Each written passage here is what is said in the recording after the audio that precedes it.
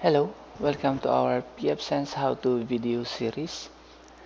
And for today's video, I will show you how to block HTTPS websites like Facebook. Actually, I already have that video here in my YouTube channel, but some of you guys are asking for a better quality or a higher resolution of the video. But since I cannot edit or make this video better, I decided to create another video guide for you. Okay, so let's start. First, let's go here in our Windows 7 machine, and the first thing we are going to do is to get the IP address of Facebook in our network. So I just want to make it clear that you don't have to get all the IP address of Facebook. You just need to get the IP of Facebook in your network only. Okay, so to do that, we issue the command ping, then the URL of Facebook.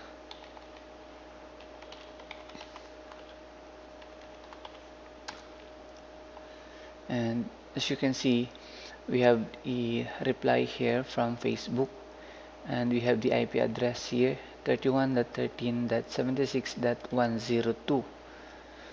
And what we are going to do with that IP is first let's go here in our pfSense GUI, and let's go here in our firewall alias,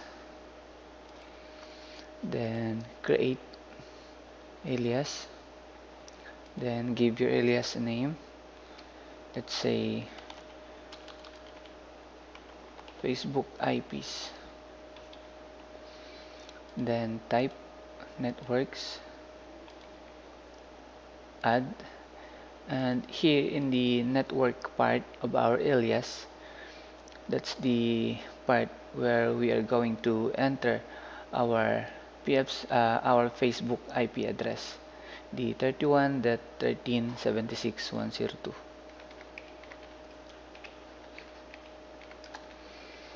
So that is 31.13.76.102. Okay, so just to make sure that we get the correct and all the IP address of Facebook in our network, we have to ping Facebook again.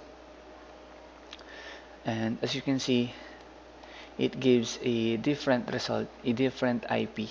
So this time, the same URL, but the IP is different.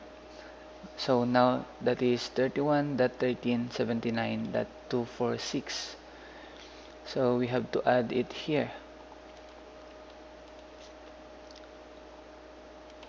31.13.79.246.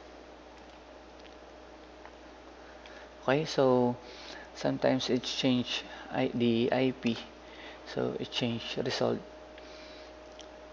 So we have to ping the same URL. Uh, you have to repeat the process just to make sure that we are getting the all the IP of Facebook in our network. So since it's not changing anymore, so it's giving us the same IP, the 31.13.79.246, and we already have it here.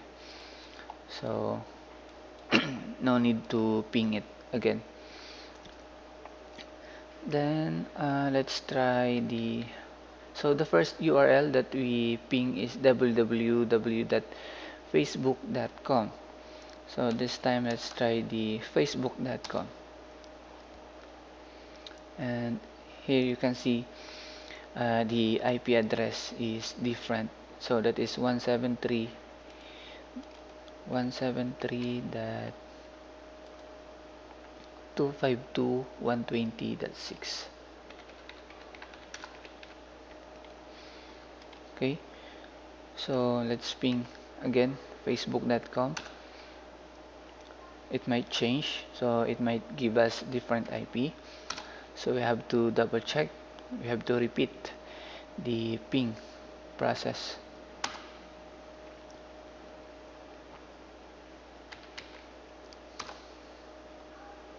Okay, so I think we got all the IP address of Facebook in our network, and that's all we need.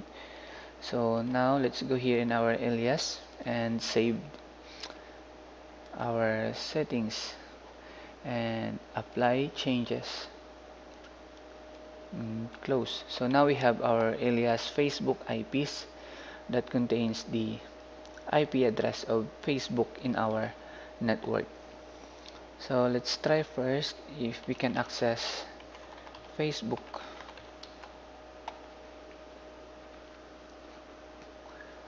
So as you can see, we are able to access the Facebook website. Now let's go to firewall rules. So this is the last step that we need to successfully block Facebook in our network. Go to LAN rules, then add rules or add a new rule. And here in our settings, action should be reject, and interface LAN IPv4 protocol TCP UDP. And here in destination, the type, let's select single host or alias, and then type here the name of the alias that we created earlier. Destination port should be any. Enable lag, and let's give a short description. Rule to block Facebook. Okay, then click save, apply changes, and you are done. So that's all we need to do to successfully block Facebook.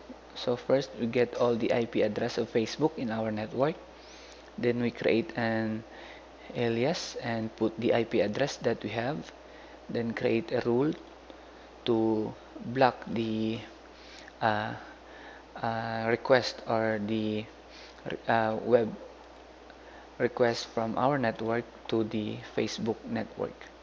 Okay, so let's try to access Facebook again. So earlier we are able to access Facebook website, but now we should expect that we cannot access Facebook anymore since we already configure our pfSense router and firewall to block the IP address or the Facebook website. So let's test, let's try it.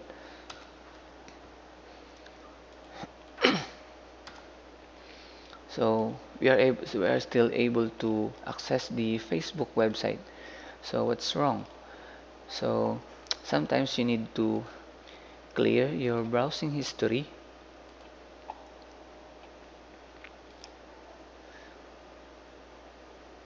Okay.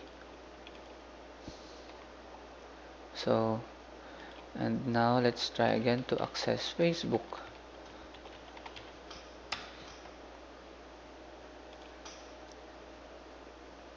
Okay. So as you can see, we cannot access Facebook website anymore.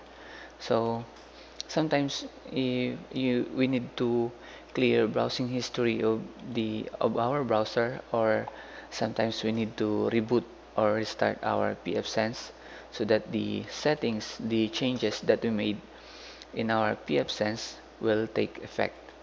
Okay, so that's it, and thank you for watching. And if you find this video helpful, you can express your support and gratitude by hitting like in my videos and sharing my videos, and also subscribing in my YouTube channel. I will appreciate that. Okay, so thank you for watching and see you next time.